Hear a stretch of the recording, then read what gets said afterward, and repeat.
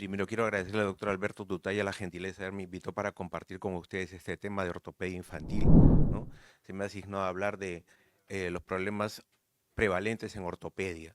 Los problemas prevalentes en ortopedia que ven los pediatras son varios, todos son importantes, ¿no? Pero algunos revisten una importancia mucho mayor. El pediatra es quien primero ve los pacientes con trastornos ortopédicos antes que el traumatólogo. Históricamente ha sido así, lo vamos a ver luego, ¿no? Normalmente, ¿qué es lo que se ve en la consulta de traumatología y ortopedia que deriva el pediatra?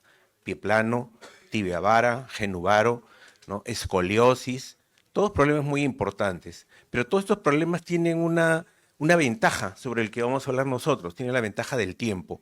¿Qué quiero decir con esto? Yo puedo ver un pie plano, evaluarlo, pedirle ¿cómo se llama? Algún examen, si pienso que necesito algún examen para el paciente, y me va a dar tiempo que el paciente vaya en un hospital como el del policía, le pido una radiografía y probablemente se la tomen al mes y regrese nuevamente después de un mes a donde el pediatra y después de otro mes lo manden a traumatología, ¿no?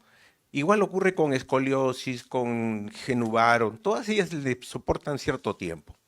Pero sin embargo, esta enfermedad, la enfermedad luxante caderas, no soporta que el paciente pierda un mes, ¿no? No soporta que pierda un mes. Entonces, ¿qué es lo que pasa? Nosotros vamos a tener que ir a la enfermedad luxante caderas, mientras más pronto se diagnostique, mejor va a ser el resultado. Nosotros como traumatólogos ortopedistas que tenemos que operar pacientes con enfermedad luxante caderas, les soy sincero que es una cirugía muy desgastante para uno, ¿no? Después de que uno opera una de esas, dice, ya no quiero operar nunca más una luxación de caderas porque es muy desgastante. Lo pone uno en una gran tensión nerviosa, lo hace recordar a uno muchos detalles que pueden ocurrir con este tipo de patologías. Bien, ¿qué cosa es la enfermedad luxante de caderas? Antes era conocida como luxación congénita de caderas, ¿no? Es una malformación ortopédica y es la de mayor gravedad, más frecuente en el ser humano. Corresponde a una displasia articular producida por una alteración en el desarrollo de la cadera en su etapa intrauterina antes del tercer mes de vida fetal. Cuando hablamos de displasia, estamos hablando de un término que significa que un órgano no se desarrolló adecuadamente. Y cuando hablamos de displasia de cadera, de la articulación de la cadera, estamos hablando básicamente del acetábulo.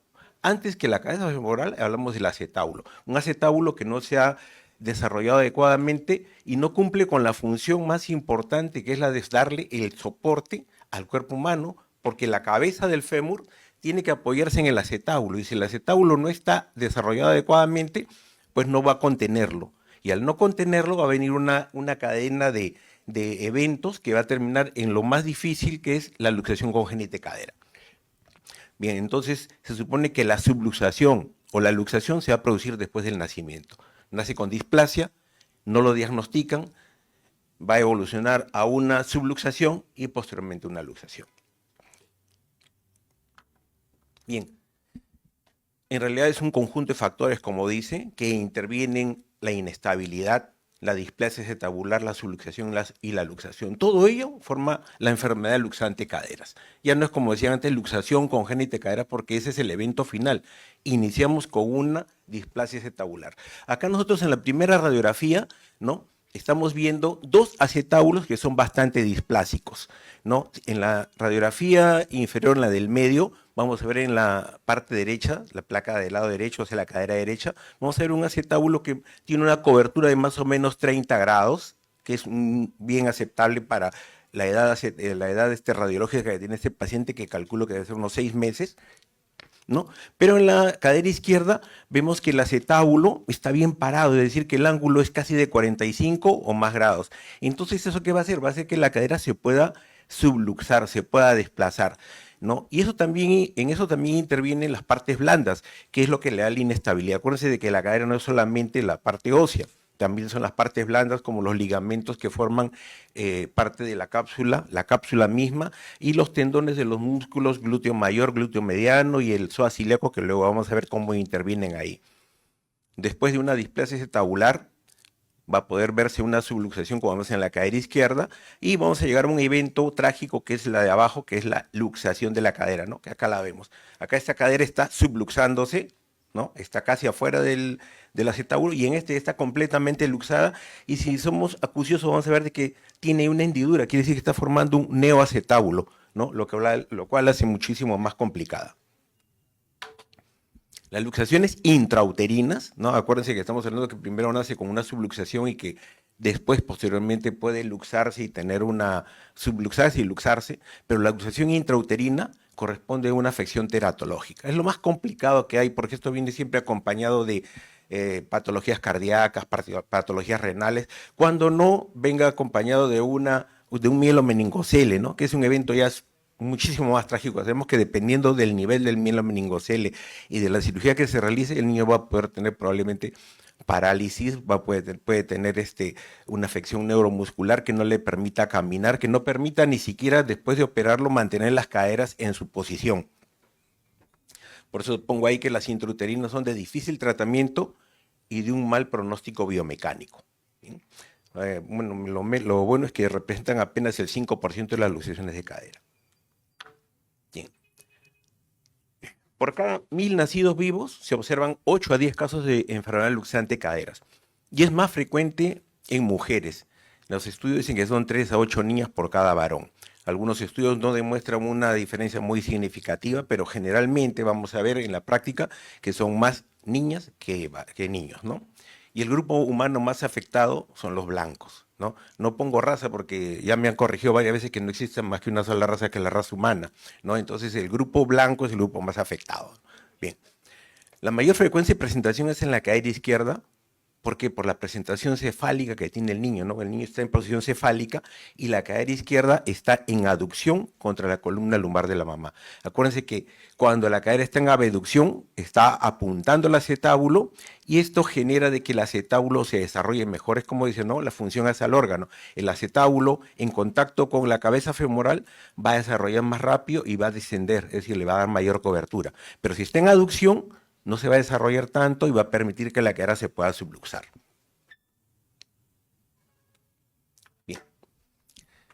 Cuando hablamos de una articulación, estamos hablando de dos huesos que entran en juego entre sí, tienen movimiento, ¿no? Pero entre ellos también tenemos que tomar en cuenta que intervienen los cartílagos, que son muy importantes porque cuando una cavidad está haciendo un mal roce, va a desarrollar mal el cartílago o lo va a desgastar inadecuadamente. Yo me acuerdo mucho que tuvimos una paciente en el hospital de policía, una enfermera de 42 años que llegó con un dolor de cadera izquierda, hasta ahora me acuerdo. Bien, ella tenía bastante dolor en la cadera izquierda y cuando se le hizo las radiografías, ¿qué pasaba? Ella tenía una cadera subluxada, quiere decir que había tenido toda la vida una cadera displásica que por A motivos solamente llegó a una subluxación, pero esa subluxación hizo un desgaste anormal en la cadera que nos obligó a ponerle una prótesis de cadera. Bueno, a otros colegas, yo no la operé, ¿no? Pero lo operaron los colegas, tuvieron que poner una prótesis de cadera a los 42 años, ¿no? Porque no fue diagnosticada en su momento esa displasia acetabular.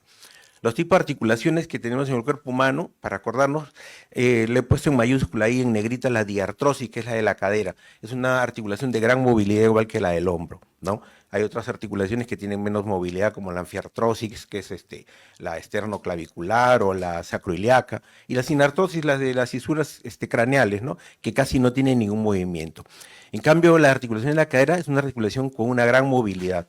Es una articulación sinovial, es decir, está cubierta de una sinovia que le proporciona un líquido que funciona de cierta manera como un lubricante, pero también funciona como un nutriente. Es una articulación de tipo bisagra. ¿Y cuál es su importancia? La importancia de la articulación de la cadera es que soporte el peso del cuerpo. Cuando yo estoy en bipedestación, 50% para cada lado. Pero cuando hago la segunda fase de la marcha, es decir, el despegue, todo el peso va a una articulación. Y es una superficie pequeña. Tómese en cuenta que en un adulto la superficie de apoyo de la cadera no son ni 2 centímetros cuadrados. O sea que imagínense la importancia de que esté en su posición adecuada. Bien, acá nosotros estamos viendo un poquito de anatomía, que es bien importante, ¿no? La cabeza femoral encaja en el acetábulo, ¿no? Y el acetábulo está formado básicamente por el ilíaco, la rama iliopúbica y la isquiopúbica, que cuando el niño está todavía en desarrollo, nos van a dar un cartílago trirradiado que va a ser un punto ¿cómo se llama? Para poder hacer las mediciones. la cabeza articular encaja dentro del acetábulo formando un ángulo de 128 a 135 grados, ¿no? Ese es el ángulo adecuado que debe tener para que encaje de una manera adecuada. Y tiene también un labrum, es decir, tiene un tejido blando, un tejido cartilaginoso que aumenta la superficie donde va a encajar la cabeza femoral dentro del acetábulo. No está compuesto solamente por huesos, sino como vemos ahí, por ligamentos, ¿no? El ligamento el ligamento ilofemoral, pubofemoral, pero también tenemos que tomar en cuenta que acá hay músculos estabilizadores de la cadera. En el trocánter mayor se insertan el glúteo mayor y el glúteo mediano, que ayudan a estabilizar la cadera y obviamente nos ayudan a hacer la flexión de cadera. Y por este lado tenemos otro estabilizador en el trocánter menor, que es el músculo psoas ilíaco, ¿no? Músculos muy importantes para la deambulación y para la estabilización de la cadera. Bien, yo tenía entendido que la charla iba a ser en el auditorio del quinto piso, Pedro Angulo Pinto, por eso traje a colación la foto del doctor Pedro Angulo Pinto, que es el caballero que está con un saco blanco, ¿no? El doctor Pedro Angulo Pinto era un médico especialista en rehabilitación del Hospital Obrero de Huacho. Del Hospital Obrero de Huacho se venía al Hogar Clínica San Juan de Dios, donde hacía ortopedia infantil, y era un hombre muy estudioso de la ortopedia, ¿no? Nos dejó un legado muy importante a los que hemos trabajado o hemos rotado por el Hogar Clínica San Juan de Dios, por eso fue que traje su foto a colación. ¿Cuáles son los factores de riesgo para que una persona presente enfermedad luxante de cadera, sea el sexo femenino?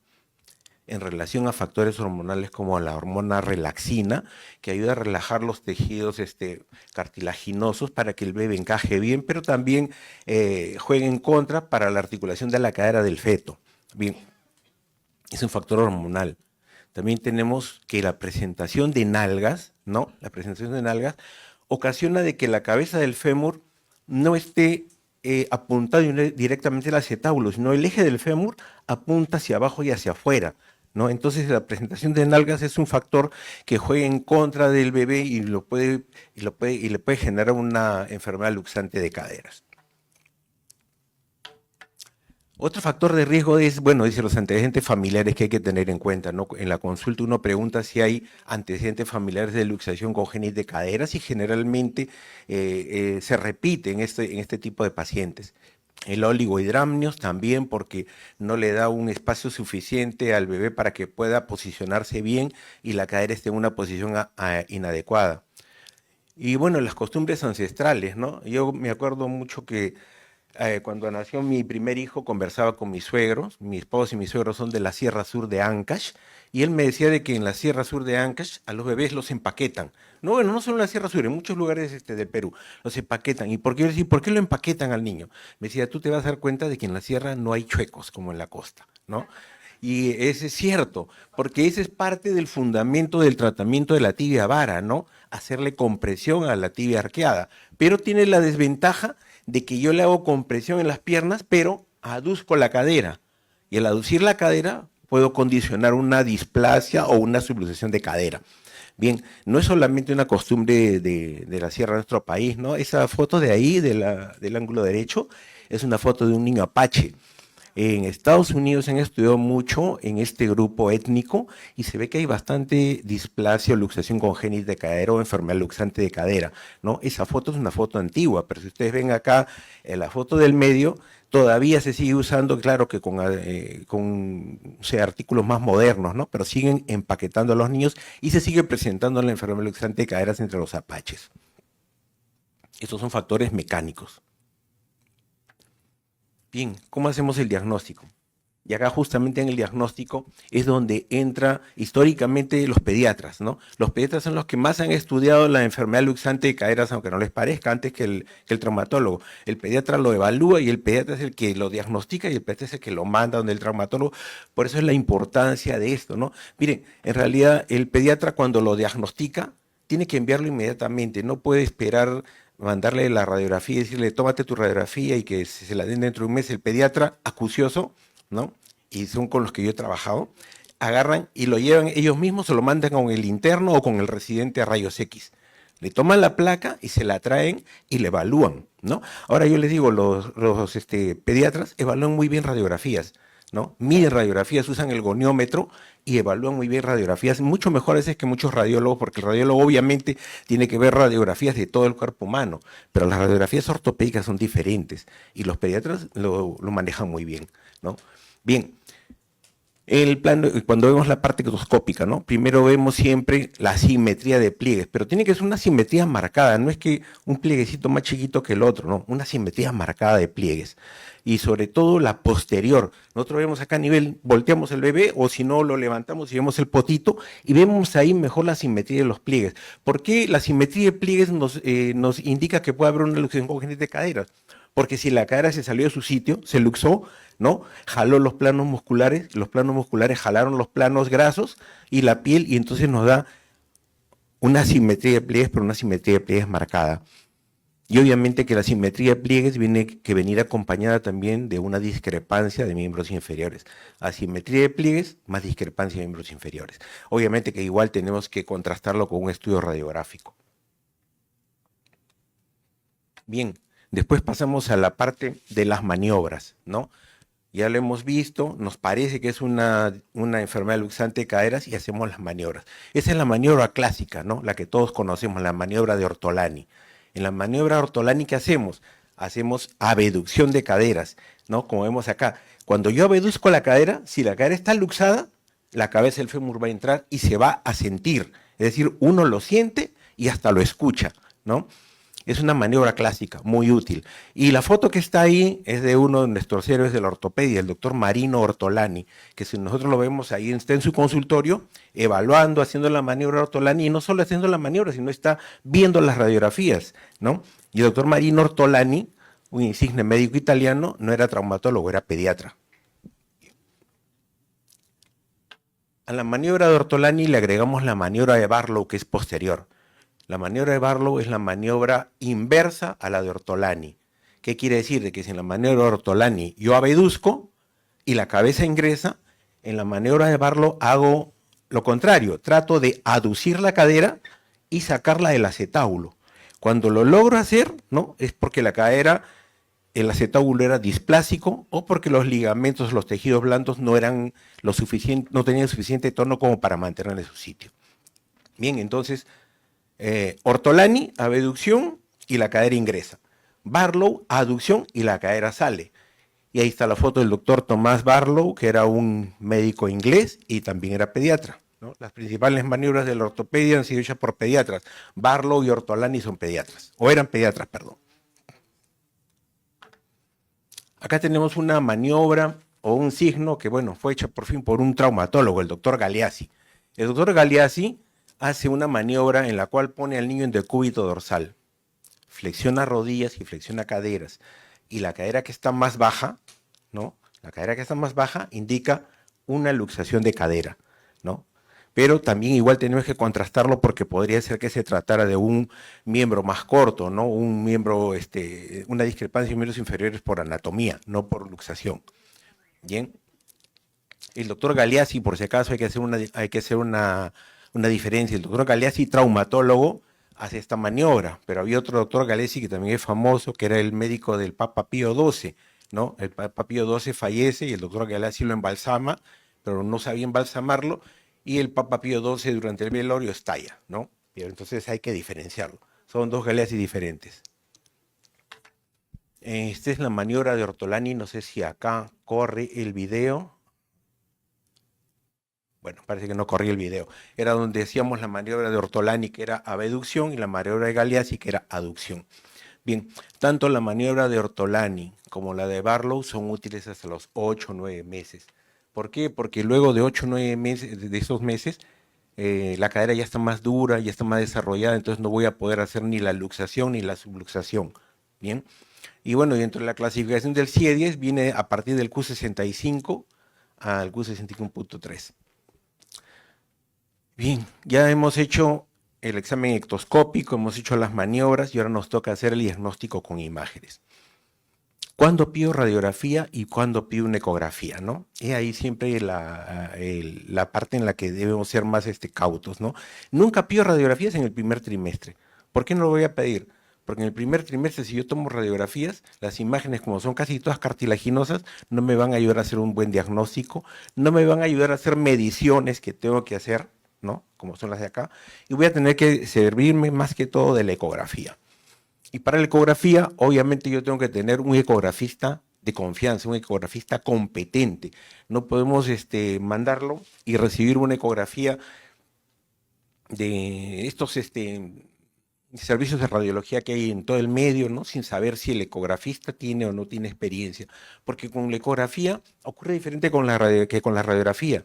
Yo veo el informe y me tengo que guiar del informe porque no sé leer ecografías, ¿no? Básicamente yo no leo ecografías, la mayor parte de mis colegas tampoco leen ecografías. Leemos radiografías, pero no ecografías. Y nos guiamos de lo que nos dice el ecografista. ¿Qué vemos en la ecografía? Vemos los ángulos alfa. El ángulo alfa nos sirve para evaluar la parte ósea, ¿no? Tiene el valor normal, se considera mayor de 60. Y el ángulo beta es para evaluar la cobertura cartilaginosa de la que hablamos, del labrum, que nos expande la cabeza, la cavidad, ¿no? Y su valor normal menor de 55. La ecografía no solo es útil para evaluar estos ángulos de cobertura, también va a aportar otros datos importantes, como le digo, pero dependiendo de la capacidad del ecografista. Hay que acordarse que esto que vemos acá, ¿no? El núcleo cefálico es la expresión de que tenemos una cabeza. Si yo veo un núcleo cefálico, sé que hay una cabeza femoral. El núcleo cefálico aparece entre el cuarto al noveno mes de vida, otros dicen que entre el quinto y 10º mes, pero ese es más o menos el rango. Como les digo, la presencia del núcleo cefálico nos indica que hay cabeza. Pero ¿qué pasa, por ejemplo, acá en esta radiografía? Yo en esta radiografía veo acá que tengo un ángulo acetabular de más o menos 30 grados, y veo que la cabeza femoral, por el núcleo cefálico, está dentro del acetábulo. Pero ¿qué pasa con la otra cabeza femoral? No veo la cabeza femoral y tengo un acetábulo displásico. Entonces, ¿qué pronóstico le puedo dar yo al paciente? Yo no le puedo decir, sí señora, lo vamos a ver, vamos a ponerle una férula o lo vamos a operar y va a evolucionar bien. Si yo no sé si hay cabeza femoral. Cuando yo hice la especialidad, a inicios de los años 90, cuando me tocaba un paciente de este tipo, ¿qué tenía que hacer yo? Tenía que pedirle un prequirúrgico, pedir sala de operaciones, ¿no? Tener ayudantes para poder hacerlo y con el paciente preparado como si fuera para operar, tenía que tener también servicio de radiología, le inyectaba contraste, ¿no? Y le inyectaba contraste. Claro, para ustedes que son jóvenes le puede parecer es una bestialidad porque estoy introduciendo un cuerpo extraño en una cadera séptica con el riesgo de provocarle una artritis séptica, pero eso era lo que había en principios de los 90. ¿Pero por qué lo hacía? Porque tenía que tener la certeza de que había cabeza femoral para poder tener un pronóstico, ¿no? Actualmente no, actualmente si yo tengo esta imagen, pues lo mando donde un ecografista competente y él me va a decir, sí, ahí está la cabeza, está presente, así que no te preocupes, ¿no? Me ahorré todo lo que hacíamos antes, ¿no? Meterlo a sala de operaciones y todavía en sala de operaciones se usaba la radiografía que se hacía con revelado, ¿no? Tenían que meterle un líquido, luego en el otro líquido, luego secarla y teníamos que esperar unos 20 minutos a que nos trajeran la radiografía seca, ¿no? Imagínense todo lo que pasamos en esa época. Bien, pero acá hay una cosa muy importante, ¿no? Que les he puesto. Tenemos que confiar en el radiólogo, ¿no? Tenemos que saber que el radiólogo es competente. Tenemos que guiarnos de otros colegas que nos dicen si este radiólogo es competente, sabe lo que hace y sabe lo que te va a informar. Bien, cuando llegamos a la radiografía, una radiografía excelente, ¿no? Ahí sí, todos podemos leer radiografías. Miren, yo tengo dos colegas, ¿no? Dos amigos pediatras, uno es el doctor, me permito mencionar su nombre, es el doctor Remy Dorado en Cusco y el doctor Emil Díaz en Ayacucho, que probablemente no tienen un ortopedista de confianza y ellos me mandan sus imágenes, ¿no?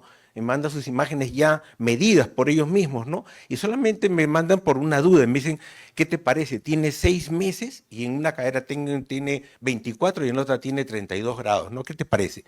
Y yo le digo, ¿tú qué estás planeando? Yo pienso poner una férula de Milgram. Me parece excelente. Entonces así por teléfono nada más, coordinamos y ellos siguen el tratamiento. ¿Por qué? Porque la radiografía uno puede medirla, en la radiografía uno puede, ya cuando tiene más de 4 meses, puede ver las estructuras bien definidas y puede saber si la cadera está en su sitio o no está en su sitio, si se está desplazando o no, puede medir la distancia que hay de un extremo a otro, ¿no? Esa es la ventaja de la radiografía, que casi todos podemos leer radiografías, pero no todos leemos ecografías. ¿Qué incidencias pedimos? La frontal o AP y la de von Rosen. Ahora muchas veces dicen, ¿y la de von Rosen para qué sirve? La de von Rosen me sirve para saber si una cadera subluxada o que se está desplazando por una displasia, cuando yo la abeduzco, porque la incidencia es abducción de 45 grados y rotación interna máxima. Esa, por ejemplo, es una von Rosen mal tomada porque acá veo el trocánter menor. En una von Rosen bien tomada no debería haber el trocánter menor porque está en rotación interna. Entonces, en una von Rosen, si yo tengo que en la AP la cadera la veo un poquito desplazada y en la von Rosen veo que está apuntando hacia el acetábulo, sé que va a tener un buen pronóstico, ¿no? Me ayuda mucho al pronóstico la von Rosen. ¿Cómo son las mediciones en radiografía? ¿No? Y es bueno hablar de esto porque, como le digo, los pediatras miden muy bien las radiografías. En el cartílago tricraniano, en el que yo les decía, no, acá tengo el ilíaco, la rama iliopúbica y la isquiopúbica, se forma el cartílago tricraniano. Yo necesito por geometría 2 puntos para trazar una línea recta. Entonces la línea recta que trazo a través del cartílago tricraniano se llama línea Hilgenreiner. Bien. Y en el borde superior externo del acetábulo tomo un punto que tiene que coincidir con el cartílago tricraniano para poder hacer el índice acetabular o medir el ángulo acetabular. Bien. Hay otra línea más que se llama la conjugada de Perkins, que es esta de acá, en el borde superior externo, trazo una línea que baja y hace 90 grados con la línea Hilgenreiner, y esto me da el famoso esquema de Ombredane, 4 cuadrantes, ¿no? Y se supone que en el cuadrante inferior interno siempre debe estar el núcleo cefálico. Si yo tengo el núcleo cefálico en el cuadrante inferior interno, sé que la cadera está bien. En esta de acá le hemos puesto una flechita roja porque el núcleo cefálico se está desplazando, está yendo al ángulo inferior externo, entonces está subluxándose la cadera. Muy bien, entonces estas mediciones de radiografía, como le digo, las podemos hacer los pediatras y los traumatólogos. Bien, y hacemos el diagnóstico, ¿no? En la radiografía de abajo tenemos una displasia acetabular. Miren, este acetábulo, según la línea Hilgenreiner, debe tener más o menos 30 grados, este está en unos 45 grados, displasia acetabular. Subluxación, esta cabeza femoral se está saliendo del acetábulo, ¿no? Y acuérdense que también acá estamos viendo algo, ¿no? Que no está con los 128 a 135 grados que debería tener, pero ahí tenemos una cabeza que se está subluxando y en la radiografía que está a la derecha tenemos una luxación completa y una luxación que ya tiene tiempo porque incluso miren el núcleo cefálico no está tan desarrollado como el contralateral y acá tenemos un neoacetábulo bien marcado, ¿no? Un reto para cualquier traumatólogo ortopedista. Ya sabemos diagnosticar, ahora, ¿cómo lo tratamos? Si tenemos una displasia acetabular, lo que vamos a hacer es hacer que las caderas apunten hacia el acetábulo para que lo estimulen y el acetábulo baje. Yo me acuerdo cuando empecé cuando era interno, ¿no? Y rotaba por pediatría, oía que el pediatra le decía a la mamá, señora, le va a tener que poner doble pañal. El doble pañal, pero es el doble pañal diferente al pañal que se usa ahora. Los pañales que se usan ahora son como las toallas higiénicas, que son ultra delgados, ¿no? Entonces el pañal que se usaba antes era diferente, era pañal de tela, ¿no? Uno de gasa y uno de bomba, así. Y si le ponía doble pañal, se suponía que iban 4 telas y le hacía más o menos un efecto como este de abducción de caderas. Bien, lo que estamos viendo es un pañal calzón de Fresca, que es un pañal calzón, ¿no? Que tiene acá como una barrita de plástico que nos mantiene las caderas en abducción para que la cabeza femoral esté en contacto con el acetábulo y lo estimule a que baje. El arnés de Pavlik es muy similar al calzón de Fresca, solamente que está con correitas, ¿no? Y me mantiene igual en abducción. ¿Cuál es la desventaja de esto? Que como tiene correitas y tiene vías, el niño se mueve y se va aflojando, y si los papás no son acuciosos o se distraen un poco, bueno, no va a cumplir función el arnés de Pavlik, ¿no? Y también es frecuente el abandono en este tipo ¿cómo se llama? De ortésicos. El arnés de Pavlik es más usado en el sur, ¿no? Lo usan mucho en Arequipa, en Puno, en Cusco, por su cercanía a Chile, que es donde se utiliza más, ¿no? Ellos tienen más influencia de Chile que de Lima. La férula de Fresca, igual, ¿no? solamente que es rígida, es de aluminio, mantiene las caderas en abducción y tiene la ventaja que uno le puede decir que le hagan la férula con tantos grados de abducción y con tantos grados de flexión, dependiendo de cómo uno sienta cómo están las caderas, ¿no? Y su función es similar, pero como le digo, es cuando a la displasia le agregamos un cierto grado de inestabilidad, o es un niño que ya tiene más de 6, 7 meses, ¿no? Esta férula le ayuda mejor que si fuera el pañal calzón de fresca. La férula de Milgram es algo parecido, es de plástico, es muy similar en cuanto a rigidez, ¿no? Pero generalmente es para problemas de mayor, ¿cómo se llama? Inestabilidad o mayor laxitud ligamentaria. Pero es igual, cumple la función de mantener en abducción las caderas. Básicamente todas se basan en eso, mantener la abducción de las caderas. Cuando ya tengo una subluxación, el tratamiento va a ser diferente. ¿Cómo voy a calcular yo, cómo voy a tratar esto, no? Si el niño está subluxado por radiografía y yo quiero ver si la cadera va a reducir, al niño lo tengo que tener en sala de operaciones bajo anestesia, ¿no? Preparado para operarlo, porque no sé si va a reducir bien o no va a reducir. Entonces el niño va a sala de operaciones preparado para operarse. Bien, yo hago la abducción y veo que ingresa fácilmente, pues entonces sencillamente lo pongo en este aparato que es el pelvistato y lo enyeso. Pero si siento que hay dificultad para que la cadera ingrese, voy a tener que hacerle un procedimiento que se llama tenotomía de aductores, ¿no? La tenotomía de aductores es una incisión, se hace una incisión inguinal de más o menos 2 centímetros y hago tenotomía del aductor mediano y el aductor mayor. Esto me va a permitir probablemente reducir bien la cadera. Y si reduce, bueno, igual le pongo su yeso, pero acuérdense que estos yesos van a tenerlos más o menos un promedio de 8 meses, con cambio cada 3 meses. Pero si la cadera está luxada, definitivamente voy a tener que hacer tratamiento quirúrgico. Y como le digo, el tratamiento quirúrgico ya es una cosa más complicada. Yo quisiera que ustedes se acuerden de que si yo voy a poner una prótesis de cadera en un adulto, puedo hacer una incisión de 10, 12 centímetros y meter 2, 3 manazos ahí. Pero cuando voy a operar un bebé pequeño, mi incisión nunca va a ser mayor de 4 centímetros, ¿no? Es mucho más complicado que poner una prótesis en un adulto, es mucho más difícil. Es por eso que somos menos los que hacemos ortopedia infantil que los que hacen traumatología de adultos. Bien, será porque nos gusta el sufrimiento, pero es así. Bien, esto que ven ustedes acá es la incisión que se hace para hacer la tenotomía de aductores y también por ahí se puede llegar a la cadera cuando el bebé tiene menos de 11 meses. Esa es la vía de Ludlow o vía de aductores por la cual uno ingresa y por ahí llega hasta acá, ¿no? Llega hasta acá y abre la cadera por ahí, saca el ligamento redondo que está ocupando espacio, limpia el tejido pulvinar, que es un tejido graso que ocupa el acetábulo cuando la cabeza no ha estado en su sitio. Y bueno, y por ahí uno puede poner la cadera en su lugar. Pero cuando el niño ya tiene más de 11 meses, tiene un año, año y medio y nos llega luxado, pues normalmente tenemos que hacer una reducción por vía anterior. Por vía anterior quiere decir que entramos por acá, levantamos el recto anterior, buscamos la cápsula, abrimos la cápsula, sacamos el ligamento redondo, sacamos el tejido pulvinar, ponemos la cabeza en su sitio, plicamos la cápsula, es decir, achicamos la cápsula porque si ha estado afuera la cápsula está elongada, entonces hay que cerrar la cápsula, hay que plicarla, hay que achicarla, ¿no? Y es, como le digo, mucho más complicado.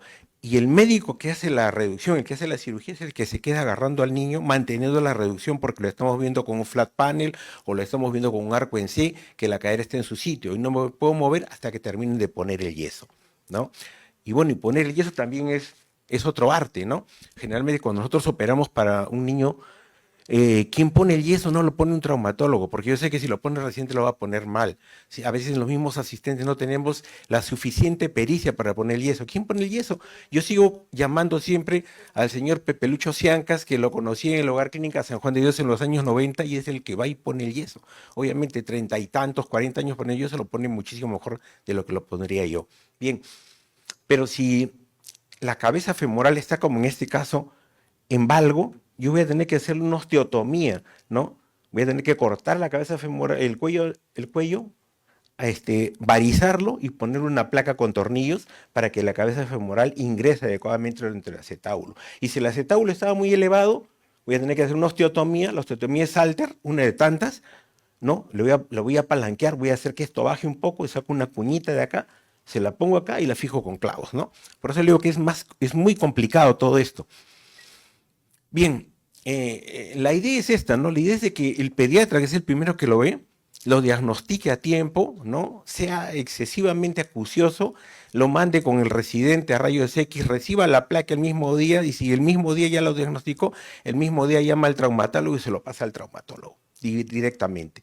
No se puede perder un mes, 2 meses, porque un mes, 2 meses, ¿qué le digo? La cadera se empeora muchísimo más, la cirugía es más complicada, ¿no? Y los resultados van a ser mucho menos favorables que cuando se hace un diagnóstico precoz. Ah, gracias, doctor. Bien, ya estamos acabando justo para que puedan hacer las preguntas, ¿no? Bueno, solamente quiero decirle que este es un trabajo en equipo, ¿no? Hace un rato la doctora habló de que todos somos un equipo, y es cierto, todos somos un equipo, desde el médico, del radiólogo, que es acucioso, la enfermera que le enseña a la mamá a ponerle el pañal cuando le ponemos el yeso pelvipedio, ¿no?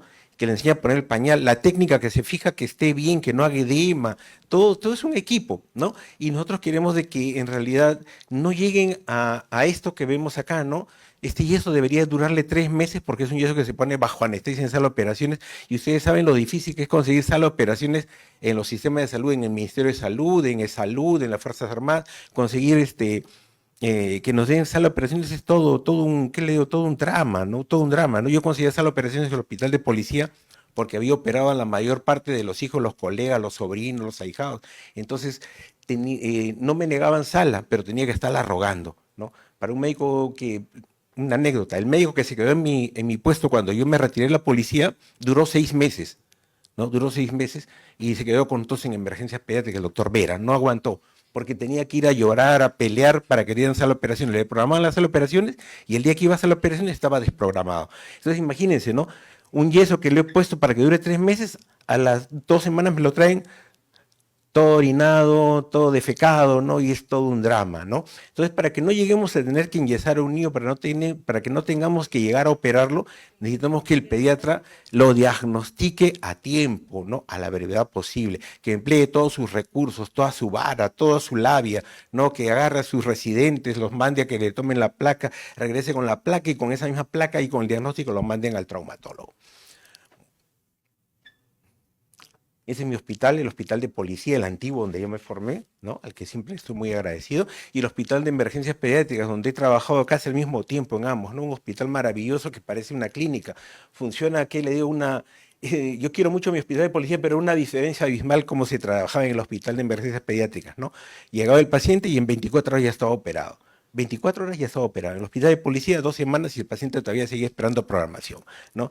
Pero igual, ahí me he formado y yo lo quiero mucho. Por favor, yo estoy muy agradecido por este tiempo que me han brindado para conversar con ustedes. Les dejo el mensaje de que el problema ortopédico más preocupante siempre va a ser la enfermedad luxante caderas y si está en sus manos diagnosticarlo precozmente, pues tienen que hacerlo. Todas las preguntas que quieran.